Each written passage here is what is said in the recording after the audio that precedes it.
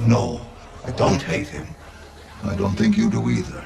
I think this quote is emblematic of the entire Black Ops 6 Zombies cast, that whilst they think they may hate Richtofen and want him dead, in actuality, much like Panos, they may come to realise Eddie's perspective, and what led him to this point, so as to share their grievances with him, despite him obviously doing wrong. They themselves are not exactly innocent, and potentially even team up to save him from a greater threat beyond. Throughout the story of Black Ops 6 Zombies so far, we've been given deeper and deeper looks into the mind of Eddie Richtofen, and what has motivated the extreme actions he has taken so far. What started as conspiratorial connections of intel in Black Ops Cold War has evolved into a tale of espionage, betrayal, tragedy, and revenge. What better setup for a story? Since we have learned more and more about Eddie's young life, loss of his family, and what he believes he can do if he gets what he wants. This has reframed our understanding of him to a noteworthy degree, and that's why I want to use today's video to break down his motivations and ask an interesting question that I think needs to be posed. Is it possible that, even though we are out to kill Eddie right now, we end up helping him by the end of the game?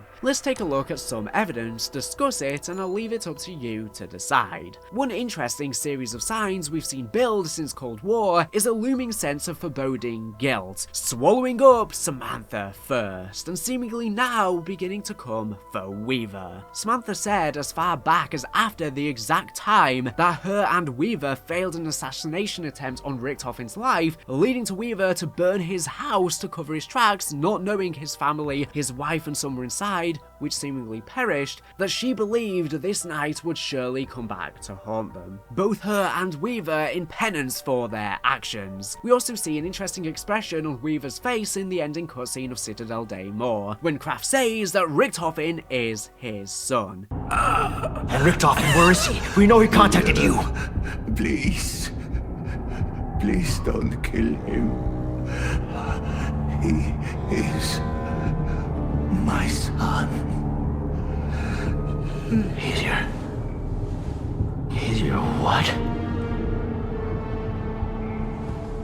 It seems to cause him to think back to something, as even while the characters around him start discussing the next move, the camera holds on him with a pensive and pondering expression. Could he be piecing together that Richtofen, if he was Kraft's family and Kraft seemingly still cares for him despite everything, likely had other people who cared for him too? He realizes the horrible things that he did was to someone's son and their son. Does he even know that Richtofen was the target of that night? And what do we actually know about what happened? We know that it's likely the assassination took place on the date etched into Weaver's wall in Terminus, 18/11/82, meaning December 11th or November 12th, 1982, depending on the formatting of the date. Now, this could be a completely irrelevant date, but it just seems to largely coincide with a gap in his story, which would be perfect for when this date took place. Right now, the difference in a month is largely irrelevant, as either way, they are relatively close in time. And from combining what information we've gotten from Eddie, Weaver, and Sam, we can deduce the following sequence of events. Samantha gives Weaver intel on a target, specifically including the detail that the target's son would or should be away from home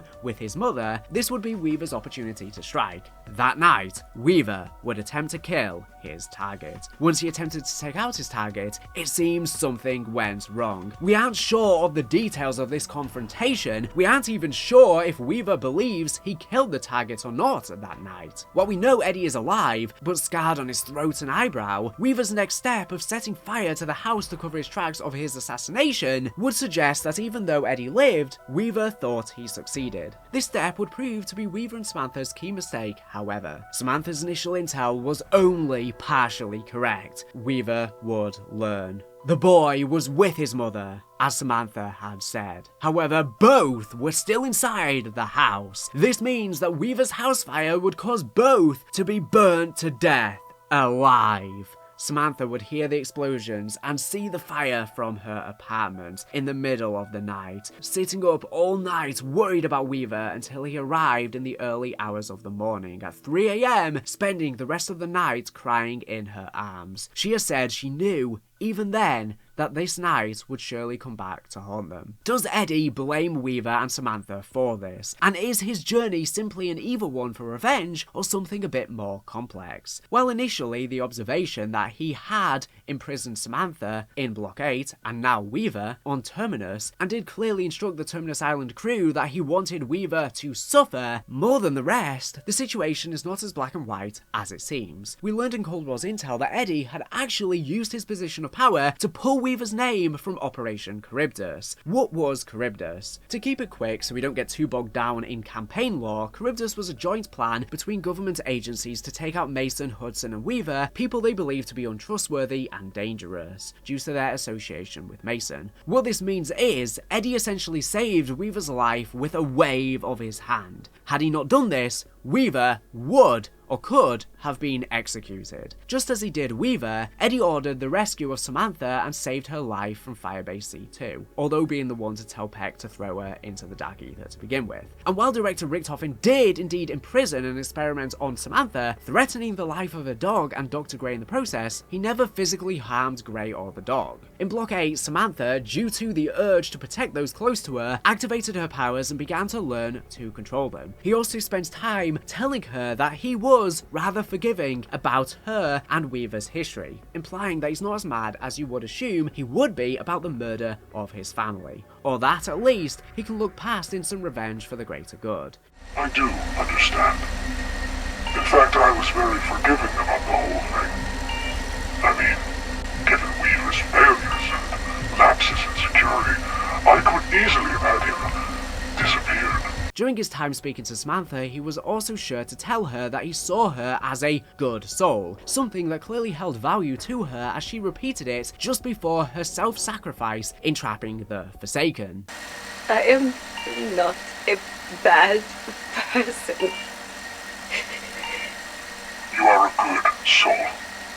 I want to believe that. I have to believe that. You don't need to prove it to me. I know. Sam, whatever you're thinking of doing, don't do it! I'm not a bad person, Weaver.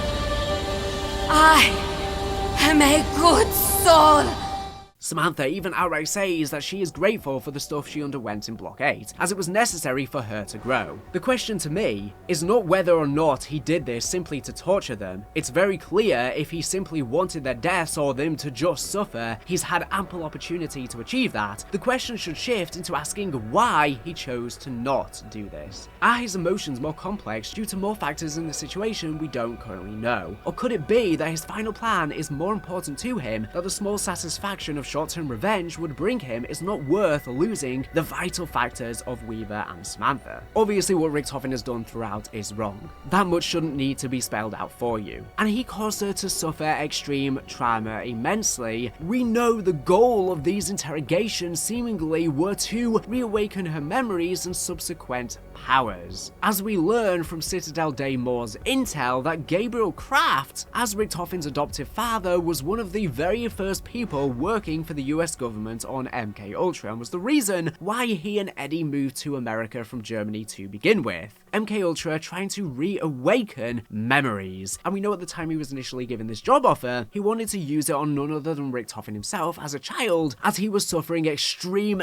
nightmares of his experiences within the Etherverse, of the house, and it being his turn. He thought that by using MK Ultra on Eddie, it could rid the nightmares and restore his memories, or at least make better semblance of them, to not give him these nightmares anymore. But obviously MK Ultra is torture, it's extremely traumatic. But this is likely where Richtofen learned of this for the first time, and is probably what soured Kraft and Richtofen's relationship into adulthood, as Kraft basically abused him, even though he thought it was to do something good. Richtofen seemingly continued this cycle of trauma by doing the same on Samantha to try and awaken her memories and her powers after her nightmares following being sent into the Dark Ether on Firebase Z. So yes, Richtofen clearly did wrong. When the others learn of Richtofen's history, they may begin to understand and empathize more with it, as Samantha seemingly did as well, even though she was somewhat manipulated into it, and the fact Richtofen would lament to her that she is a good person, a good soul, was likely trying to get her to come to terms with the events of the tragic day that she played a part in destroying Richtofen's life and family, which she felt immense guilt over. That's probably why Richtofen said this over and over again. He purposely wanted her to sacrifice herself, but had to convince her to do that, and she thought the only way to prove she's a good person after the horrible thing she did was through sacrificing her own life. So yes, Richtofen, clearly not a good person, but you can understand how he got there, and a lot of the other characters have done bad as well, to the point where they can share some similarities, which may be the reason why they could end up helping him. I think another important factor to consider in whether or not we may switch to work with Richtofen is S.A.M. SAM, the synaptic algorithm module built on the memories, a snapshot of a point of Samantha Max's herself, sharing memories, but to which point we do not know, and her actions so far throughout Black Ops 6. In the Liberty Force intro, we see Sam start the outbreak there and at Terminus before teleporting Richtofen somewhere, likely casting him into the Dark Ether, and then after she helps the crew at Terminus, she explicitly lies to them about where he is, sending them instead after Kraft and the Sentinel artifact in Avalon, France. We've theorized in other videos that this is likely because she wants to use the Sentinel artifact herself to make a physical body for her, and I'll have that video linked in the description and on screen. However, if this is true, that would surely set her up in more of a villainous role than Richtofen, right? Or at least more of an immediate one. Just from a story structure perspective, if we look at Eddie and where he is right now, trapped in the Dark Ether at the mercy of Sam, as his grief for his family causes his years of planning to slowly begin to fall to pieces, that doesn't seem like much of a setup for a villain. He's on the back burner, which was a surprise going into this game because he was winning on all levels, meticulously setting everything up at the end of Cold War. We didn't expect him to be on the back burner in this game, but he is. The sleepless nights have clearly caused him to fall apart in the 5-year gap. You'd think if Richtofen was being set up as our antagonist in this game, our main one, we'd see him continue to gather power and grow in influence, following on from what he was doing in Cold War, everything going according to his plan. But it seems we are seeing a lot more of that from Sam instead, just not quite being obviously shown to us, similar to Ultimus Richtofen's grand scheme throughout the Black Ops 1 story. We are slowly but surely gathering the necessary MacGuffins for her master plan, as she lies to everyone around her. Speaking of our theorization on Sam and the original Samantha Maxis herself, in my breakdown of Destroy Something Beautiful, we bring up something I'd like to reiterate on here. I'll link the full video on screen in the description as well if you are interested in watching it after this video, but in short, the song seems to suggest some sort of jealousy for Richtofen's life that Samantha may have held, which made her want to take that from him,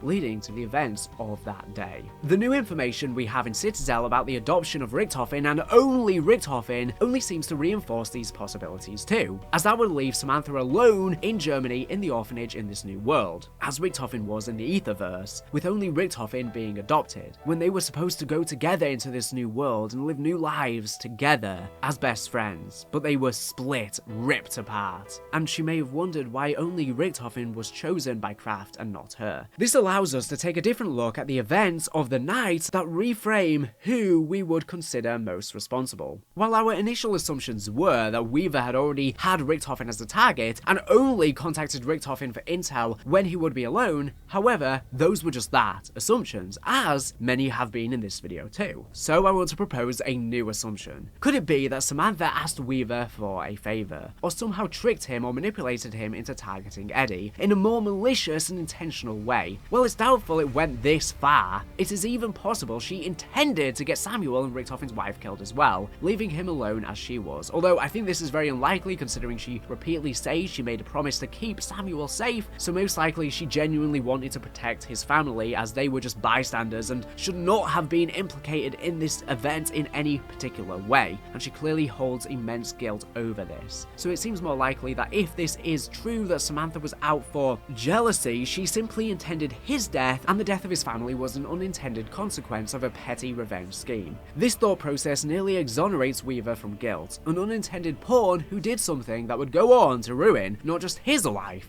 but multiple lives, and eventually nearly cause the apocalypse. Although, needless to say, regardless of the intel or whatever intel Weaver was acting on, he did a horrible job in this assassination attempt, burning down the house without even making sure it's safe for others. But anyways, that is just extreme stupidity.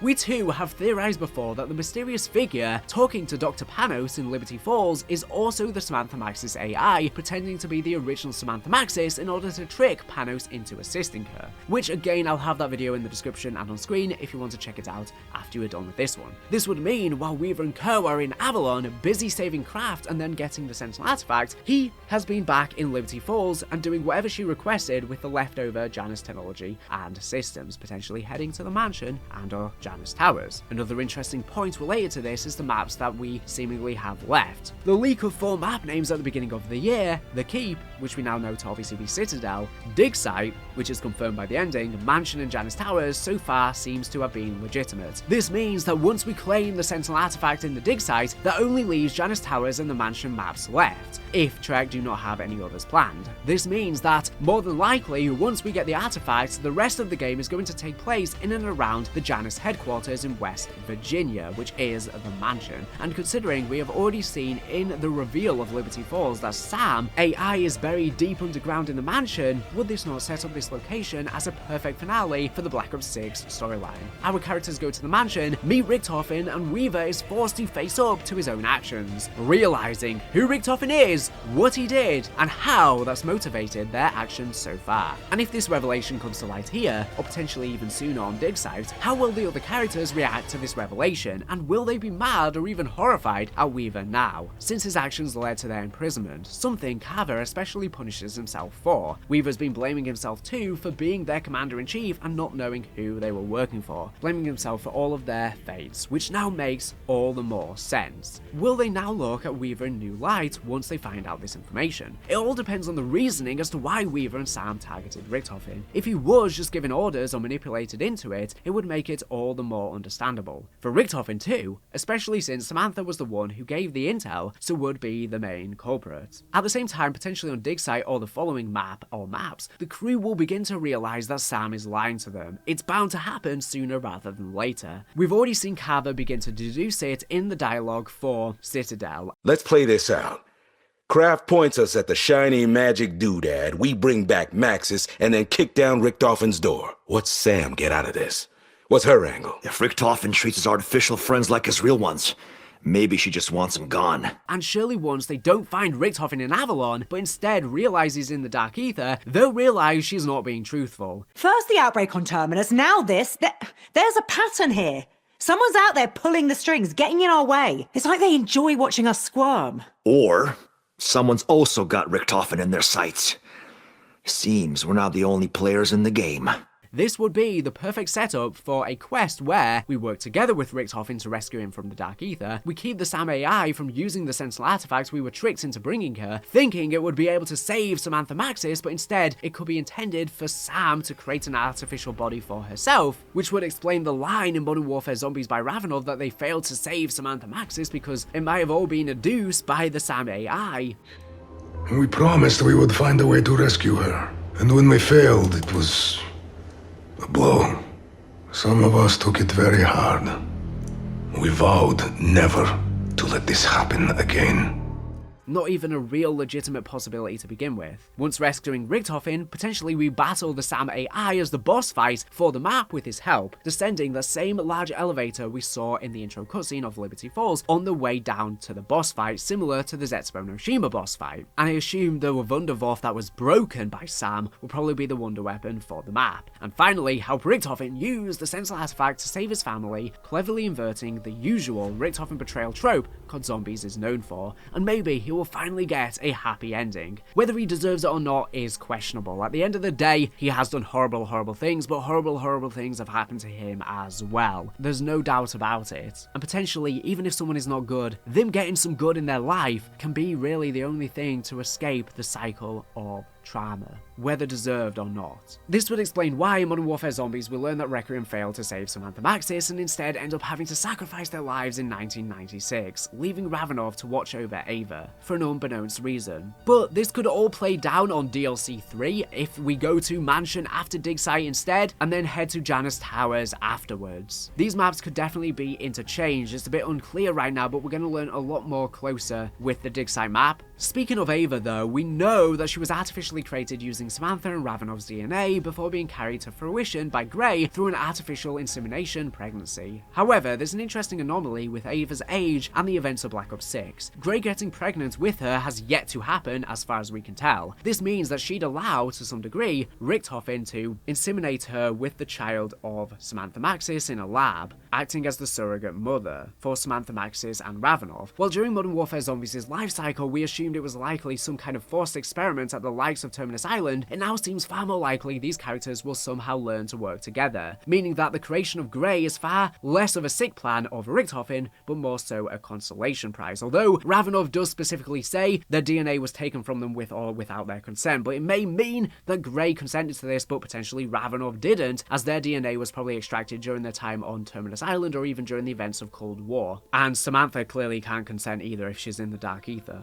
But regardless, it wouldn't be as dark as we initially suspected, but we'll have to see. A comforting gift to the people who gave up a chance at saving Samantha to allow Richtofen to instead save his family, because they realised they were being betrayed by the SAM AI, while bringing the real Samantha Maxis would likely be impossible for him once the Sentinel artifact was used, allowing Grey to at least bring her child into the world that would allow them to have something of her left over. But there's got to be more to Ava Jansen's creation and the entity, and why they sacrificed themselves, so I'm really unclear right now how those events are going to tie into everything. There's got to be some kind of time jump cutscene at the end to explain all of this, considering I assume all of the Black Ops 6 zombie story will be wrapped up within a year, considering barely any time's passed between Terminus and Citadel. So I do think we're going to fight the SAM AI as a boss fight, potentially on this Mansion map, considering she's at the bottom, but with the recent recasting of Sam, it may mean they may kill her off sooner rather than later. So maybe if this was planned for a finale, for example on the Janus Towers map, maybe it'll instead happen sooner on the Mansion map in DLC 3, and then we'll face some greater threat, potentially the Shadow Smiths that we see at the end of Modern Warfare Zombies, or something else related to the return of the Primus crew at the end of the story. But what do you think? I told you I'd ultimately leave the decision up to you here. Are we seeing Richtofen be set up as a surprise good guy, or at least a role of a good guy, because he's certainly not good, for the ending of this game, leaving the true antagonist as the SAM AI, or perhaps someone else, potentially Dr. Panos, corrupted from the Dark Ether, corrupted from the voice speaking to him, the Shadow Smiths from Modern Warfare Zombies, or perhaps the most obvious and consistently repeated answer from the game is true. Richtofen is genuinely just evil and obsessed, and the game will end with us confronting and stopping his plan, and he doesn't get a happy ending in saving his family, somehow just also losing the ability to save Samantha Maxis in the process. It also begs the question, if he is able to return his family, if they're corrupted by the Dark Ether, who says they're even good? But let me know all of your thoughts and conclusions in the comments below. There are a lot of theories to discuss and many ways this can play out, but I am really expecting on the Mansion map us to side with Richtofen as we learn he's in the Dark Ether. I just don't know who's going to be the ultimate villain for the game. I know we will tackle the SAM AI at some point, probably on this Mansion map, and go after her, but there's definitely more evil lying ahead, because we know the old ones are going to somehow return at some point. We've got the Shadow Smiths as well, which could also be an old one. We know that the original characters are going to return at some point, so somehow this all has to play in at the end. So I'm expecting us to defeat the SAM AI, but then there's a bigger bad lying beyond. Kind of similar to what we saw in Black Ops Cold War, where we faced Valentina on Mauer Toten, but she was just under instruction of the greater evil that lied beyond the Forsaken, which carried over to the following map. I think we'll defeat the SAM AI potentially on DLC 3 Mansion, maybe then we'll go to Janus Towers, or maybe the SAM AI is going to be the main threat for 2 maps in a row. But I'd rather it not be dragged out too much, and I think the recasting concerns as well might cause some issues there, so they might kill her off